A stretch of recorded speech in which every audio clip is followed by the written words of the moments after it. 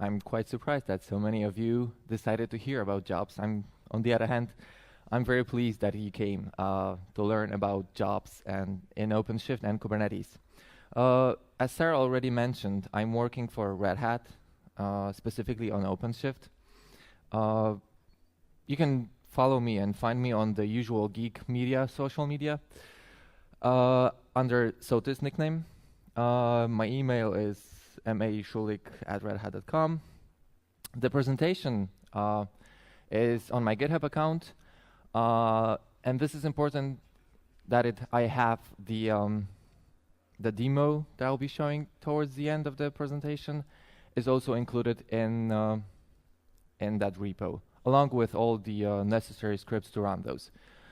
The QR code is for lazy people like myself, so make sure of have a use of it. But before we start talking about jobs, a few words about where I work, what I do. So I, as mentioned before, work for Red Hat. Very important thing is that Red Hat is one of the first to join working on Kubernetes over a year ago. So we're currently number 2 contributor right after Google to Kubernetes core. That means that me and along with my team are working from the green boxes at in the middle up to the top. We cover a lot of different areas, starting from networking, storage, scheduling, performance, and then additional features that Red Hat with OpenShift adds on top of Kubernetes. And if you're interested in learning about those features, what they are, how they work on Kubernetes, I welcome you to visit our booth. I'll be happy to answer all your questions regarding OpenShift and Kubernetes. Okay, so a job. How many of you have used jobs in Kubernetes so far? I know there are, since version 1.1, there are in beta, but still, who was using? I saw one hand, plus me. That's not that much. So this is the perfect place for you guys. You're gonna learn about jobs because it is really exciting things. So how do you create a job? Let's do a simple demo to start with. Oh, not this one, but this one. Remember how Kelsey Hightower yesterday showed you how easy it is to run a deployment on a Kubernetes cluster? This is how easy it is also to run a job. So I'm gonna do kubectl run. I'm gonna name my job hello. It's not gonna be anything hard. Okay, I think I don't remember the whole command. Okay, so what we have here, I'm running a job that will be named hello. I'm gonna be using Python image, specifically version 3.5.1. The necessary information for the generator to run a job is the restart policy. If the restart policy is not given, or is given always, we will always create deployment. For never and on failure, we will create a job. Additionally, I'm putting hello world because I couldn't come up with something simpler than just that. And okay, that's it. Let's see, do we have jobs? There's one, and it's successful.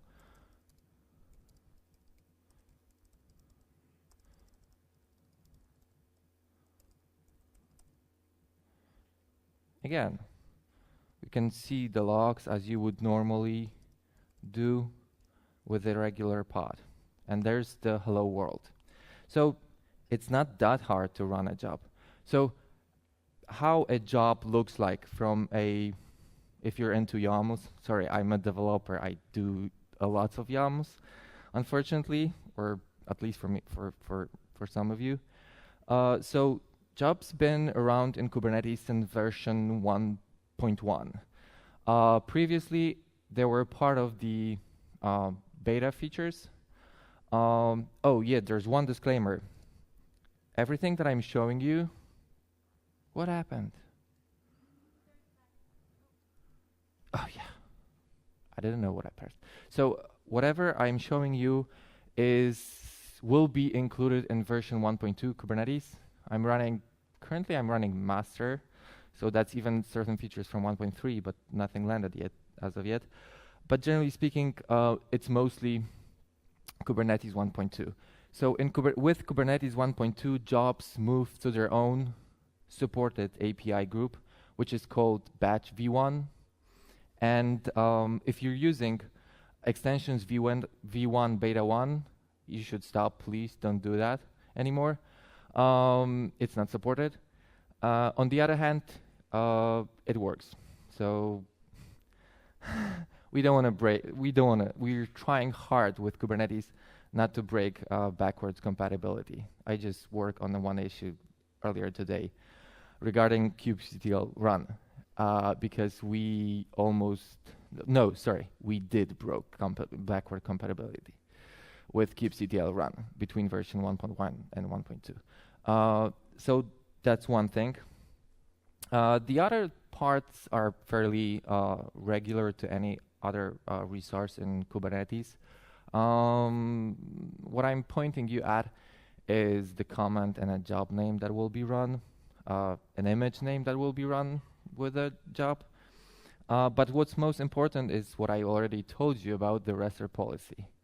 All the objects that you, pretty much everybody, because there's just one gentleman and myself that were using jobs so far, you are usually using RESTer policy always.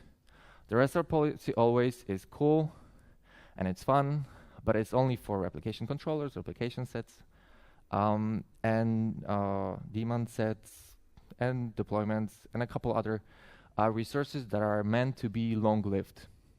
Jobs are not meant to be long-lived. This is generally the idea taken from Borg. Borg had two types of resources. One was a service, which was kind of like a long-living resource, and a batch job. So Kubernetes implementation of batch jobs is just that. So it will be short. And as I said before, we have 3 RESTer policy. The top falls out, and we have 2 that are remaining. I would like to also clarify one important issue. A lot of folks that I've talked with about jobs is the problem understanding how RESTer policy interacts with jobs. The problem is that a lot of folks think that the RESTer policy is applied to job, meaning that if a job finds a failure and we have on failure RESTer policy, the job will be restarted. If we have the never restart policy, the job will not restart itself. That's not true. The restart policy is applied at the kubelet level. This means the kubelet will either fail or tries to restart the pods running a job. What that means for a person running a job is that the only difference that you will notice as a job user is that with restart policy never, you will see failures rising up in the job status information. For the never, you will never see any failures. That's how it works. So if you have problems, restart policy is not going to solve you that. I've seen people trying to mess up with that. No, restart policy is for kubelet, not for a job controller. Moving forward, since none of you, or doesn't matter, all of you have been using Kubernetes objects, you are familiar with pod selectors, which are used pretty much throughout all the objects in Kubernetes. Pod selectors are meant to tie different objects together. With jobs in version 1.2, the pod selector doesn't have to be specified manually anymore. The reason for that is when you specify pod selectors manually, you might come into clashes between label selectors. It might happen it happened a couple of times, that your pod selector will select more than you would actually want, more pods. That will, so one controller will try to steal pods from the other controller. This is not the desired behavior. That's why we come up with the automatic generated selectors. This means by default you don't have to specify pod selectors anymore. You can, but it is highly discouraged to do so. You can, of course, specify additional labels that you want. But generally speaking, try to stay away from pod selectors. The platform will generate one for you, and that pod selector will be unique across the entire cluster. One final thing that actually controls how jobs are executed is the parallelism and completions parameters. We currently have 3 different types of jobs that you can come up with applying different values to those parameters.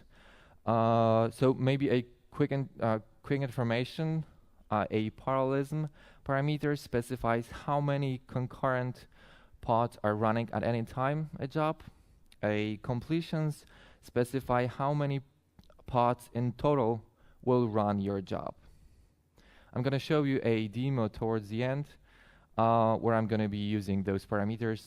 Maybe if there will be questions, I'll be happy to answer those. So the 3 types of jobs that I've mentioned are following. Either it's a single job, which means both the completions and parallelism is set to 1.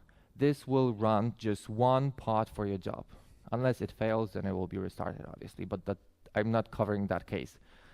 And this is the default case. If you don't specify nor completions nor parallelism in your YAML or JSON file,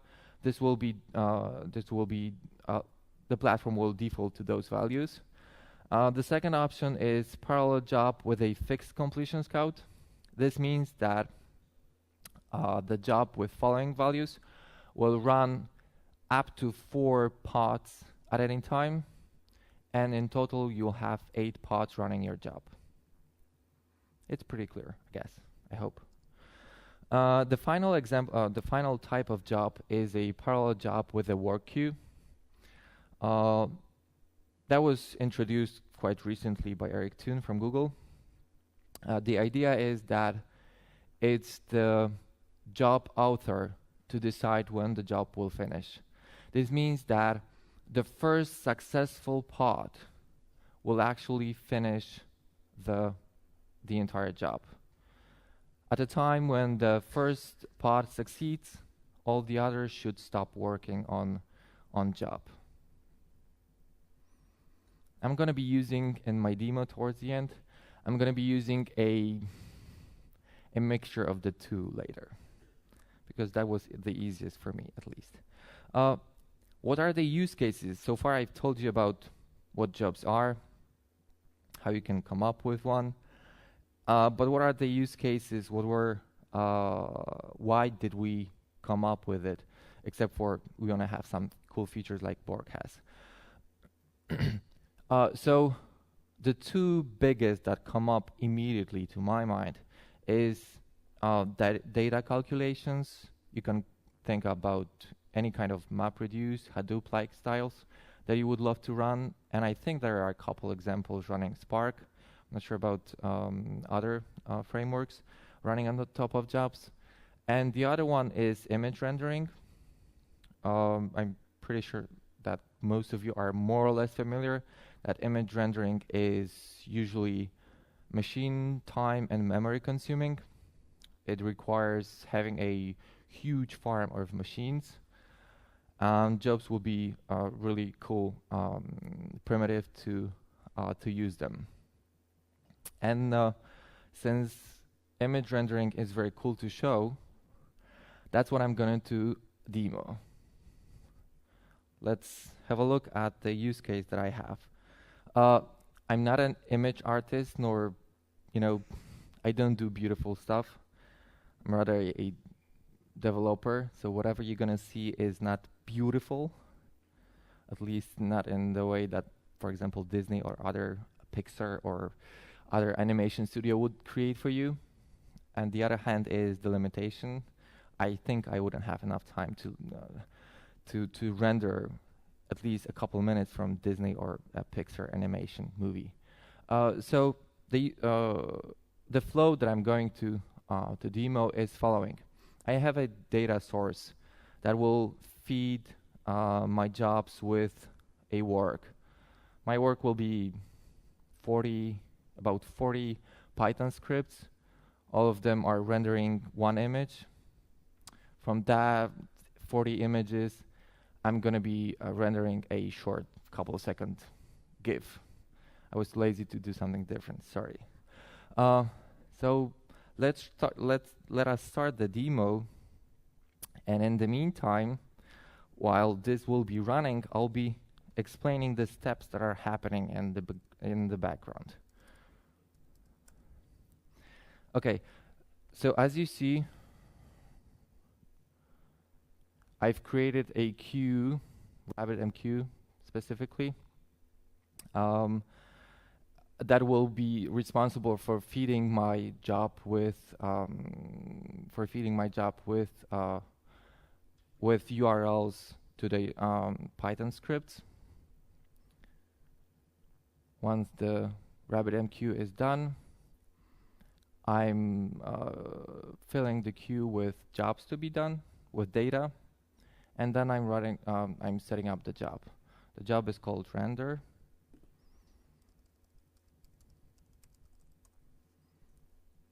Okay, so far the render job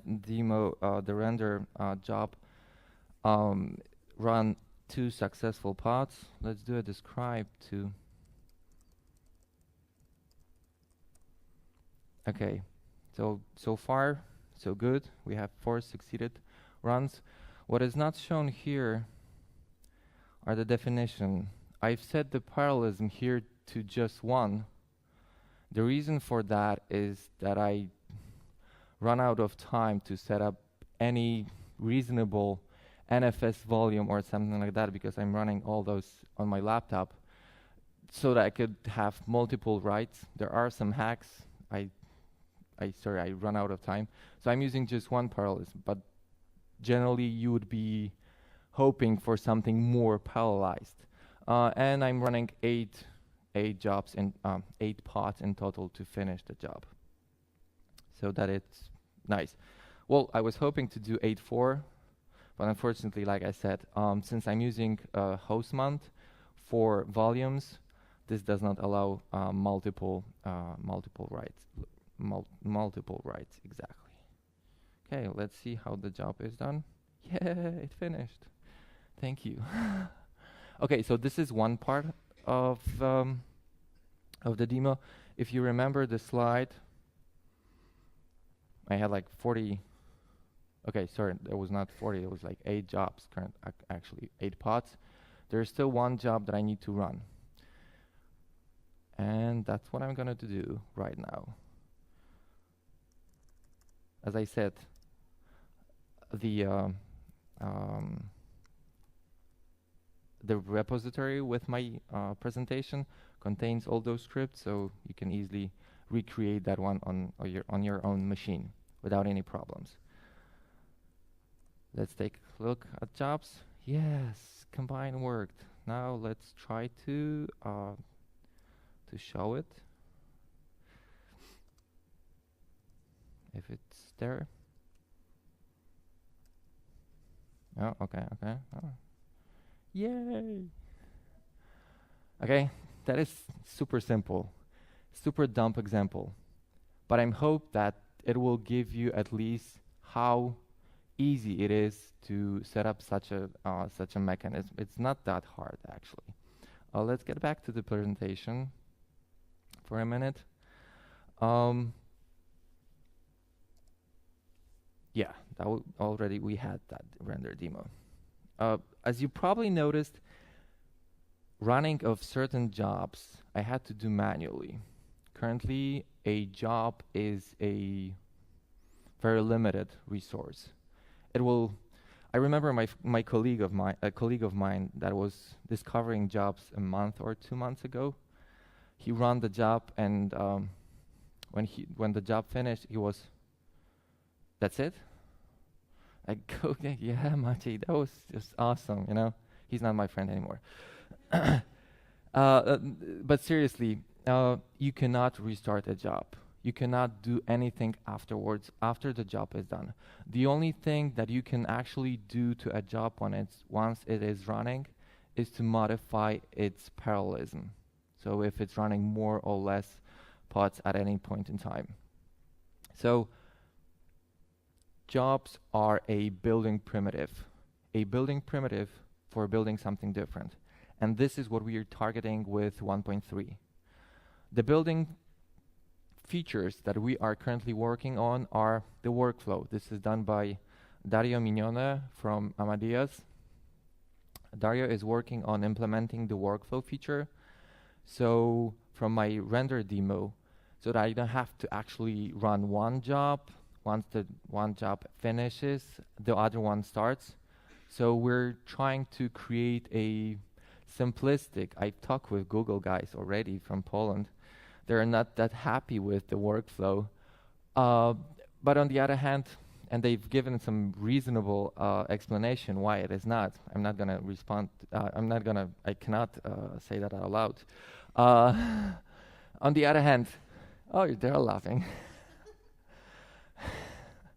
But on the other hand, it will be nice to have such a, at least basic feature of a workflow as defined as a acyclic graph inside of a platform. So for the cases like the one that I showed you with rendering the image, you could easily address those. Obviously, workflows per se is a very complicated topic.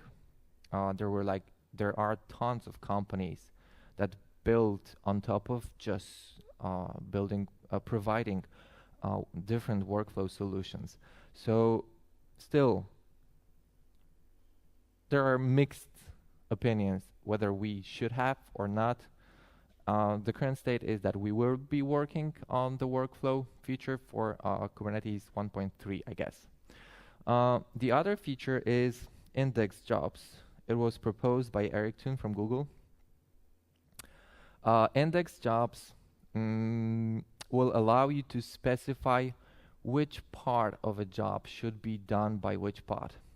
Currently, if you define that your job has to run 10 pods, you have no idea to define which part of the overall job should be assigned to which pod. With index jobs, the idea is to have so that each pod will know its index and between 1 and the completion number. That's the feature. Hopefully it will land in 1.3. And the last feature that I will be working, hopefully next week, is the scheduler jobs. I bet that most, if not all of you, usually have some kind of a cron tasks that you run, either database backup, sending emails, reminders, or all sorts of stuff like that. Currently, Kubernetes does not have such a feature. We're targeting 1.3, and that's for sure. We're targeting to have such a feature inside of Kubernetes so that you can actually schedule your job, and the controller will be responsible to running the jobs on time or repeatedly. And that will be done by myself, hopefully.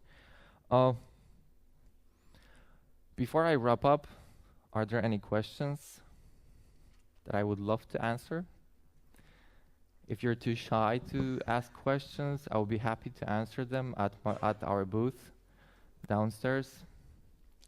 Any takers? We have a couple. I'll start here and work back that way. Hiya. I'd be interested to hear more about using these for data analysis, if there's time. Could you repeat again? Sorry. I'd be interested to hear more about using these jobs for data analysis. You mentioned they could be used in a Spark-like manner. I'll try. She's looking for information on using the jobs in a Spark-like manner for Yes, data analysis. that shouldn't be a problem. I do know that we have a Spark example inside of Kubernetes examples. I haven't tried that one by myself. I was trying to run Spark on top of OpenShift. We did have some problems, but the main reason is that OpenShift on top of Kubernetes adds a few securing layers. It's not bad. It's good for enterprise. Some of you might find those as limitations, but these are not. These are actually for making the platform more secure. Namely, forbid running images as root. That's one of the most important features that we are targeting with OpenShift. So I'd be interested to know if you see this is a good use case of jobs or scheduled jobs. I was thinking you could create a job that would intentionally fail and use the restart policy to then restart the node. So for example, if I wanted to test the resilience of my cluster, I could have a scheduled job that would at some point run, fail intentionally, restart the node as part of its restart policy, and then I would see the outcome of whether or not the cluster coped. You're targeting with a failed job to fail the entire cluster, or you want to fail a cluster by running a job? I'm not tool for the job. So failing a job does not mean the cluster will ever fail for you.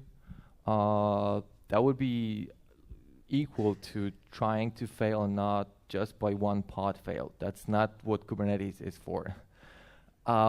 If that would be happening, then Kubernetes is down long time ago. No, it's not like that.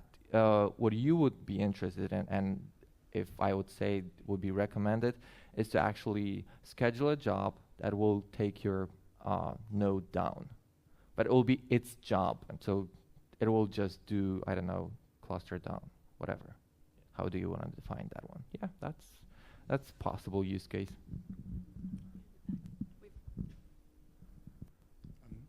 Is there going to be a concept of triggers for jobs?